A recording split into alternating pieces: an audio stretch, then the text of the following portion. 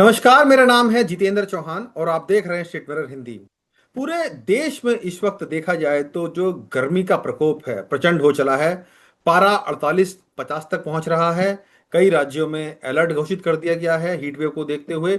और आने वाले दिन कैसे रहने वाले हैं, क्योंकि हम देख रहे हैं कि पिछले कई सालों में जो मौसम का पैटर्न है वो बदलता हुआ नजर आया है। गर्मी बहुत ज़्यादा बढ़ गई है, तापमान बहुत ज़्यादा बढ़ गए हैं। कभी बारिश बहुत ज़्यादा हो जाती है कुछ इलाकों में, कभी कुछ इलाकों में बिल्कुल कम बारिश देखने को मिलती है। गर्मी पहाड़ों में भी लगातार बढ़ती जा रही है। क्या कुछ कारण है? क्या ये क्लाइमेट चेंज का ही एक इशारा है कि या फिर कुछ और भी चीज़ें हैं? समझेंगे, जानेंगे। मेरे साथ बहुत खास मेहमान मौजूद हैं। डॉक्टर जीपी शर्मा सर हैं जो स्काईमेट में महानिदेशक हैं और पूरी मौसम विभाग की जानकारी रखते हैं। जीपी शर्मा सर, बहुत स्वागत है स्टेट मिरर हिंदी में। धन्यवाद आपको। शर्मा सर, मैं सबसे पहले जानना चाहूंगा, क्योंकि सर आपका लंबा अनुभव है मौसम को ट्रैक करने में कि किस तरीके से गतिविधियां होती हैं। सर, क्या आपको लग रहा है कि पिछले 10 से 15 सालों में जो पैटर्न है सर गर्मियों का, खास तौर से भारत की अगर बात करें हम, उत्तर भारत की जिसमें मैं स्पेशली कहना चाहूंगा, क्या कुछ बदलाव होता नजर आया सर आपको? क्योंकि हम देख रहे हैं कि सर जो तापमान है लगातार बढ़ते जा रहे हैं। 46, 47, 48 तक, 49 तक चला गया है, 50 तक भी कहीं कहीं चला गया है। क्या फैक्टर नजर आ रहे हैं सर आपको, और क्या पैटर्न आपने देखा है पिछले 10 से 15 सालों में मौसम में? देखिए, कोई बहुत असामान्य सी बात तो नहीं है। जी। तापमान अगर पिछले एक दशक की बात करें, हम्म। तापमान पहले भी मुझे याद है 50 डिग्री तक पहुंचा था। राजस्थान में फलौदी जी जगह का तापमान 50-51 तक चला गया था। जी जी जी। इस साल कम से कम अभी तक किसी जगह का तापमान 50 डिग्री नहीं गया है। हम्म। हालांकि 48 डिग्री के पार है। 47-48 बहुत सारी जगहों पे है। आज के जी। दिन में भी मध्य प्रदेश में खजुराहो का तापमान आज 47 डिग्री क्रॉस कर गया दोपहर को। ओके। इसी तरह दिल्ली का तापमान 45 हम्म। डिग्री क्रॉस कर गया कल, आज भी उसके आसपास। 48 डिग्री के तो काफी एक स्टेशन हो गए जहां तापमान इतना बढ़ गया। आप बाड़मेर की बात करिए राजस्थान में, बांदा की उत्तर प्रदेश में। कुछ स्टेशन जरूर हैं जिनमें तापमान 48 के पार तो है, और वो सीवियर हीट वेव कंडीशंस मानी जाएंगी। क्योंकि जी। 45 डिग्री के बाद, 45 में वैसे ही हीट वेव कंडीशन शुरू होती है, और उसके हम्म। बाद तो 48 तक पहुंचने पे सीवियर हीट वेव कंडीशन मानी जाएंगी। और बात दूसरी ये है, हम केवल केवल तापमान जो देखते हैं, ये जितने भी इनके सेंसर्स होते हैं वो डायरेक्टली एक्सपोज नहीं होते सनशाइन को या सूर्य की जो गर्मी है उसको। हमेशा ये थोड़ा शेडेड एरिया में रहेंगे, उसका एक एनक्लोजर होगा। मेरे कहने का तात्पर्य ये है, मतलब ये है इससे कि असल में तापमान जो ये सेंसर दिखा रहे हैं उससे और भी ज्यादा है। और भी आप ज्यादा है। कंफर्टेबली 4-5 डिग्री, अगर आप बाहर ओपन में काम करना है, सड़क पर जाना है, टारगेट पे कुछ एक्टिविटी है, ओपन फील्ड्स में है, तो कंफर्टेबली आप 4-5 डिग्री और ऐड कर लीजिए, तो तापमान 50 से पार है काफी जगह एक्चुअल में। जो फील एक्चुअल लाइक में। फैक्टर है, फील लाइक फैक्टर है 50 या उसके ऊपर है बहुत सारी जगहों पे। इसी कारण, क्योंकि जो सेंसर्स है वो डायरेक्टली एक्सपोज नहीं है सूर्य की गर्मी के लिए। जी। सर, बढ़िया आप बात बता रहे हैं कि जो तापमान है, जिस तरीके से अभी मौसम बना हुआ है, 50 के पार है। जो सेंसर्स लगे हैं वो शायद शेड में रहते हैं, जो आसपास की गर्मी है उसको कैप्चर करते हैं, लेकिन असल में 50 के पार है। सर, क्या आपको लग रहा है कि ये जो पैटर्न है ये लगातार अब बढ़ता जा रहा है? क्योंकि कम तो हम सर देखते हैं कि कम तो होने का नाम नहीं ले रहा है। जब मौसम अपने हाई उसमें मिजाज पर होता है तो तापमान इसी तरीके से बहुत बढ़ रहा है। क्या कुछ फैक्टर इसके पीछे रहते हैं सर, अगर थोड़ा बता पाएं तो? देखिए, क्लाइमेट चेंज या ग्लोबल वार्मिंग तो एक रियलिटी है। हम्म। पिछले पिछले पिछले 10 साल हम अगर लेके चलें तो सबसे गर्म साल जो है वो पिछले 10 साल ही हैं। चाहे हम्म। 2024 जो है वो सबसे हॉटेस्ट ईयर गिना जाता है। लेकिन एक के बाद एक हमें उससे भी गर्म साल देखने को मिल रहे हैं, और मुझे कोई आश्चर्य नहीं होगा कि जब 2026 खत्म होगा तो ये हो सकता है 2024 से भी ज्यादा गर्म होगा पहले 6 महीने। देखिए, जो ग्लोबल वार्मिंग या क्लाइमेट चेंज है वो एक रियलिटी है। जी। हम अगर देखें, जो अब तक के सारा 10 साल गर्म रहे हैं वो पिछले 10 साल ही हैं। हम्म। हाँ, थोड़ा बहुत लाइक 2024 अभी तक का सबसे हॉटेस्ट ईयर है। जी। और इसी ट्रेंड के चलते जो आने वाला समय है, मुझे कोई आश्चर्य नहीं होगा कि 2026 जब इसके आंकड़े आ जाएंगे तो वो 2024 से भी गर्म होंगे। उसका रीजन एक तो जैसे अल्नीनो की परिस्थिति बन रही है, it's very strong El Niño condition. आज एक 10 दशक पूरा गर्म रहा है और इसमें कोई विशेष परिवर्तन होता दिखाई दे नहीं रहा। तो हम्म। क्लाइमेट चेंज और ग्लोबल वार्मिंग के चलते तो मौसम में बदलाव भी हमें देखने को मिल रहा है। जो हम्म। हीट वेव कंडीशंस है प्री मानसून की, और इवन क्यों प्री मानसून क्यों मानसून के सीजन में भी जब बीच में ब्रेक आ जाता है, हम्म। वर्षा थोड़ी कम हो जाती है, उन दिनों में भी तापमान काफी बढ़ जाते हैं। और ये जो बढ़े हुए तापमान जिनको हम हीट वेव या सीवियर हीट वेव कहते हैं, ये ज्यादा फ्रीक्वेंट भी हो गई हैं। कुछ इनका समय भी थोड़ा बढ़ गया है, लंबे समय के लिए हो गई हैं और काफी सारे क्षेत्रों में हो गई हैं। इसका इसका एरिया जो है, पहले जो कुछ ही स्टेट तक या डिवीजन तक सीमित रहता था, अब एक बहुत बड़े एरिया में इसका प्रकोप देखने को मिल रहा है। आज के दिन की ही बात करें तो हम्म। हीट वेव कंडीशंस केवल आप नॉर्थ ईस्ट इंडिया को छोड़ दें, उत्तरी पहाड़ों को छोड़ दें और जी। दक्षिण में बिल्कुल जो तटवर्ती क्षेत्र है उनको छोड़ दें, बाकी सब जगह राजस्थान गुजरात समेत पंजाब हरियाणा दिल्ली उत्तर प्रदेश और पूरा का पूरा Madhya Pradesh Maharashtra even down south up to Telangana इसकी हम्म। चपेट में है, जो जी। कि एक बहुत बड़ा क्षेत्र है। और उसमें कोई भी अभी कोई विशेष राहत होने की संभावना तो मुझे नहीं दिख रही।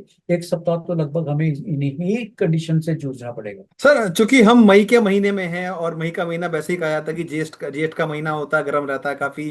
सर इसमें हमारे भारतीय संस्कृति में एक नौतपा नाम की भी एक चीज होती है, कहते हैं कि 9 दिन ऐसे होते हैं जो बहुत ज्यादा गर्म रहते हैं। थोड़ा हमें बता सकें हमारे दर्शकों को कि नौतपा क्या होता है और कब वो होता है, कैसे सिचुएशन बनती है उसकी। वैसे तो हाँ, नौ तपा मतलब 9 दिन बहुत गर्म होते हैं और नॉर्मली वो डेट को 25 मई से लेके चलते हैं। लेकिन हम्म। उसमें वो सैक्रोसेंट नहीं है 25 मई जी, या आगे कहूँगा पीछे होते रह हाँ, सकते हैं मतलब। आगे पीछे थोड़ा जरूर होता रहता हो। जैसे आज के दिनों में बहुत गर्मी है, हम 25 मई के बहुत करीब हैं और तो ये ऐसा ही स्पेल है। अभी का जो नौ तपा का मैं तो कहूंगा यही एक स्पेल है जो उसमें गिना जाएगा, क्योंकि अभी जैसे मैंने कहा कि आने वाले दिनों में कोई भी विशेष राहत मिलने की संभावना हम्म। नहीं है।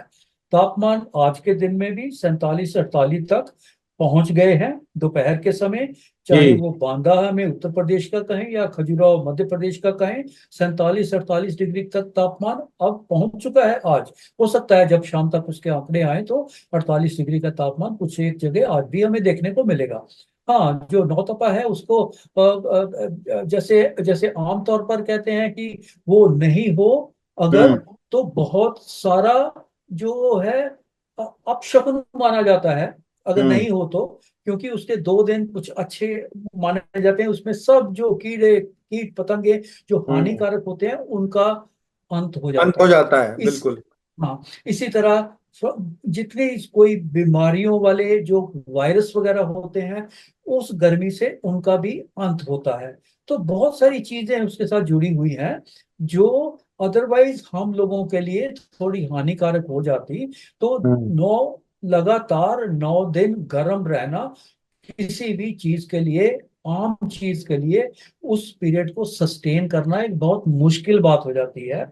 एक दिन 2 दिन ठीक है, लेकिन लगातार 9 दिन उसके बिल्कुल। प्रभाव के चलने के कारण कुछ चीजें जो है हमारे लिए तो बेहतर हो जाती हैं। हाँ, उन उन उस पीरियड के दौरान आमतौर पर हमें बहुत सारी चीजों से, जो हमें अनवांटेड चीजें हैं, उनसे छुटकारा मिल जाता है। जी। तो आपने एक बहुत अच्छी गहरी बात बताई नौतपा के बारे में कि नौतपा के नुकसान भी बहुत हैं, फायदे भी काफी होते हैं।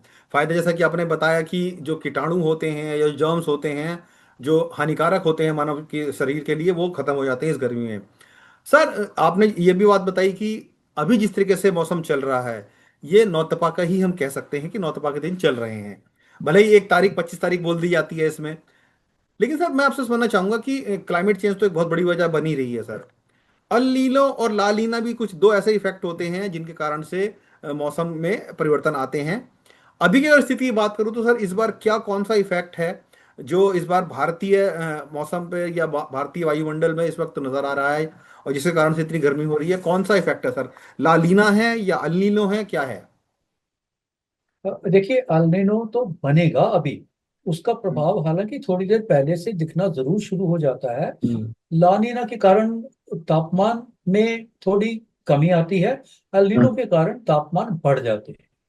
देखिए, और वो हम्म। लंबे समय के लिए होते हैं, उसी के प्रभाव के कारण ही अगर ग्लोबल वार्मिंग में थोड़ी अगर कमी आ जाती है तो लानीना हम्म। के चलते जरूर आती है, लेकिन लानीना का प्रभाव जो है अल्नीनो के मुकाबले बहुत कम होता है। कहने का मतलब है कूलिंग बहुत कम होती है, लेकिन अल्नीनो हम्म। जब बनता है, और जैसे इस बार परिस्थितियां बन रही हैं, एक वेरी स्ट्रॉन्ग, जिसको कि हम्म। हम आमतौर पर सुपर अल्नीनो की भी बात कर रहे हैं। इसका मतलब है तापमान 1-2 डिग्री से ज्यादा पूरे इतने बड़े क्षेत्र में बढ़ जाना, वो ऐड करेगा आपकी ग्लोबल वार्मिंग को, और उसके चलते हमें तापमान सामान्य से काफी ज्यादा जरूर देखने को मिलेंगे। हाँ, अब देखिए बाकी चीजें जो इस वक्त गर्मी का जो दिन काफी ज्यादा हमें देखने को मिल रहा है प्रकोप, उसमें हम्म। अलग अलग दूसरे कारण भी हैं। कोई भी हमें विशेष कोई मौसम की प्रणाली या वेदर सिस्टम हमारे ऊपर नहीं है, केवल पहाड़ों के ऊपर, वो भी हायर रीचेज में, मिड रीचेज में कुछ छोटा मोटा प्रभाव है उसका। लेकिन दूसरा कारण है कि हमारे दोनों तरफ कोस्ट लाइन के तरफ जो ह्यूज वाटर बॉडीज, जो बे ऑफ बंगाल है, अरब हम्म। सागर है, उनमें जो सिस्टम बनते हैं वो किस तरह से बिहेव करते हैं, उसका प्रभाव हमें मेनलैंड जो है, हमें उस हम्म। पर देखने को मिलता है। अगर आपको याद हो, पिछले कुछ दिनों में एक बंगाल की खाड़ी में सिस्टम बना था, जो कि काफी दूर चला गया, अब तो खत्म भी हो गया म्यांमार की हम्म। तरफ जाके। तो जी। उसके कारण हवाओं में परिवर्तन हो गया। इसी तरह अभी जैसे इंडिकेशन आ रही है, हो सकता है अरब सागर में भी एक आध सिस्टम जरूर बनेगा अगले 3-4 दिन में। वो हम्म। बनता है तो उसके कारण तो परिस्थिति और खराब होती है, अच्छी नहीं होती है। ओके। चाहे वो मानसून के फ्रंट पे कहें या हीट फ्रंट पे कहें, क्योंकि वो इस तरह के परिवर्तन लाते हैं हवाओं में, जो कि हमारे अनुकूल नहीं रहेंगे और हम्म। परिस्थिति सुधरेगी नहीं। मतलब आने जो वाले दिन गर्मी सर है, और थोड़े परेशानी भरे हो सकते हैं। जी हाँ, अभी भी परेशानी तो देखिए, जब तापमान 48 के पास पार चला गया, तो तापमान इतने ही, चाहे जब जब 47-48 का तापमान हो, उसमें अगर 1 डिग्री बढ़ भी जाए 49, आपको पता भी नहीं चलेगा। तो ये एक ऐसे दिन है जिसमें कि तापमान चरम सीमा पर है आजकल के हम्म। दिनों में। और मेरे अनुमान के हिसाब से तो ये जो 9-10 दिन होंगे, इस साल के, इस सीजन के सबसे ज्यादा गर्म दिन होंगे। क्योंकि हम्म। इसके बाद कुछ भी कहें आप, और 1 सप्ताह 10 दिन की बात करें तो मानसून जरूर पहुंच जाएगा, और जी। उसके आने के बाद उसका प्रभाव हमें देखने को मिलता है। हालांकि प्रभाव बेसिकली दक्षिणी भागों में और कुछ कुछ मध्यवर्ती भागों तक उसकी पहुंच बढ़ जाती है। उत्तरी भागों में फिर भी गर्म मौसम रहता है, लेकिन देश के कुछ भागों में तो राहत काफी महसूस होती है, जी। तापमान कम हो जाते हैं। चाहे हम्म। दक्षिण की बात करें या उत्तर पूर्व की बात उत्तर करें, पूर्व की बात बहुत कर तापमान में बिल्कुल। कमी आ जाती है। जी। अ, शर्मा सर, क्योंकि मानसून हमारे देश में बहुत इंपॉर्टेंट हो जाता है सर, सब जानते हैं कि कृषि प्रधान देश हमारा है। इस बार सर मानसून कैसा आपको नजर आता है, कि मानसून कैसा रहने वाला है? अच्छा रहेगा या अच्छे से कम रहेगा या बहुत अच्छा रहेगा? क्योंकि सर मानसून पर सबकी निगाहें टिकी होती हैं, चाहे वो गर्मी को लेकर हम बात कर लें, या फसलों को लेकर बात कर लें, या मैन्युफैक्चरिंग सेक्टर को लेकर बात कर लें, तो उसका इफेक्ट बहुत पड़ता है हमारी इकोनॉमी पर। इस बार सर अगर हम बात करें मानसून की, तो मानसून कैसा रहने वाला है? अगर कुछ बता सके हमारे दर्शकों को सर।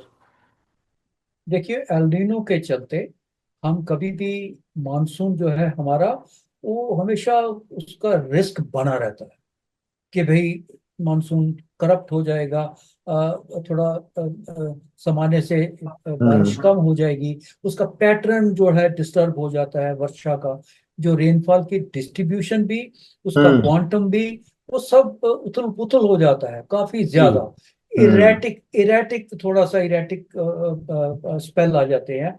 हो सकता है बीच में लंबे स्पेल आ जाएं जिसमें वर्षा ना हो, उसमें कुछ स्पेल ऐसे हों जिसमें बहुत ज्यादा गर्मी बढ़ जाए। तो हम्म। एल नीनो के चलते हमें कभी भी इस फैक्ट को इग्नोर नहीं करना है कि पिछले रिकॉर्ड के हिसाब से जब जब भी एल नीनो हुए हैं, लगभग 80% केसेस में या तो वो सूखे की स्थिति बनी है, ड्राउट हम्म। कंडीशंस, और 21% केसेस में वो हमें बिलो नॉर्मल भी दिया है आम मानसून। कहने का मतलब है कि एल नीनो मानसून को खराब करता ही है, अच्छा तो कभी हुआ नहीं। एक आध कोई फ्री केस है जिसमें कि मानसून ठीक ठीक रहा। था अल्नीनो के चलते भी, बट उसके कारण दूसरे थे, और भी दूसरे थे, जो हो सकता है इस बार वो वाले कारण हो या नहीं हो, इस वक्त इस समय कहना वो मुश्किल होगा। तो अल्नीनो के चलते और इतने स्ट्रॉन्ग अल्नीनो के चलते इस बार हम्म। भी आशंका यही है कि इस पे मानसून पे भी इसका प्रभाव पड़ेगा। अब कितना प्रभाव पड़ेगा वो इसके बारे में अभी इस वक्त कहना थोड़ा सा मुश्किल है। हाँ, इतना जरूर कहा जा सकता है कि जो दूसरा हाफ होगा मानसून का वो ज्यादा रिस्क पे होगा than first half. Sharma sir, मैं एक चीज़ आपसे और समझना चाहूंगा, क्योंकि हमारे देश में सर हिमालय रेंज भी है, पहाड़ी इलाके बहुत सारे आते हैं। अगर हम उत्तर की बात कर लें तो काफ़ी जगह पहाड़ देखने में आते हैं। सर अक्सर हम पहाड़ों पर ये समझते थे कि मौसम बड़ा सुहावना रहता है, गर्मियों में भी तापमान 30-35 डिग्री तक रहता है। लेकिन सर पैटर्न अब इतना बदल गया है कि तापमान 40-42 तक वहां पर जा रहे हैं। ये कैसा बदलाव है सर? क्या ये अल नीनो का इफेक्ट है, या फिर जो पूरा ग्लोबल क्लाइमेट चेंज इस वक्त हो रहा है? और हम देखते हैं कि बर्फबारी भी समय पर नहीं होती है। पहले दिसंबर में हुआ करती थी, अब जनवरी तक में नहीं होती है, फरवरी में आके होती है, कई बार मार्च में हो जाती है। पैटर्न कहीं ना कहीं बदले हैं। पहाड़ी इलाकों की अगर मैं बात करूं तो सर पहाड़ी इलाकों में इतना मौसम बदल रहा, आपका जो क्या कारण देखते हैं सर आप? देखिए, इस बार की बात करें तो विंटर्स में जो स्नोफॉल था वो बहुत कम हुआ, हम्म। सामान्य से बहुत ही कम। बहुत कम। ग्लेशियर्स उतने ज्यादा वो रिचार्ज नहीं हुए, हम्म। जितनी वाटर बॉडीज वहां होती हैं वो रिचार्ज नहीं हुई। जितना बर्फ ज्यादा पड़ेगी, स्नोफॉल ज्यादा होगा, ग्लेशियर अच्छी हेल्थ में रहेंगे, वाटर बॉडीज फुल रहेंगी कैपेसिटी यूटिलाइजेशन के हिसाब से, तो उतने ही टेम्परेचर पे उसका प्रभाव पड़ेगा। लेकिन ये सब कुछ अनुकूल परिस्थितियां इस बार नहीं थी। बहुत देर तक तो वो स्नोफॉल हुआ ही नहीं बहुत सारे क्षेत्रों में। तो इसके अभाव के कारण एक स्वाभाविक सी चीज है कि जब उन स्थानों पे सर्दी के मौसम में जितनी स्नोफॉल होना चाहिए था या बर्फबारी के साथ साथ वर्षा होनी चाहिए थी, वो ना होने के कारण अभी हमें उसका असर देखने को मिल रहा है। और वैसे भी एटमॉस्फेयर में कोई ना कोई कोई बैरियर थोड़ी है, सब पूरा फ्री फ्लो है। और हमारे वेस्ट में जो एरिया है वो भी ऐसे ही प्रभावित रहे हैं। ये पिछले विंटर के सीजन में आज के दिन की बात करें तो हमसे भी ज्यादा गर्म जो क्षेत्र है हमारे पश्चिम के तरफ हैं। चाहे हम्म। हम अपने पड़ोसी देशों की बात करें उनमें भी, वहां भी डेजर्ट एरिया है जहाँ की तापमान इस वक्त भी हम्म। 48, 49, 50 के पास पास हैं।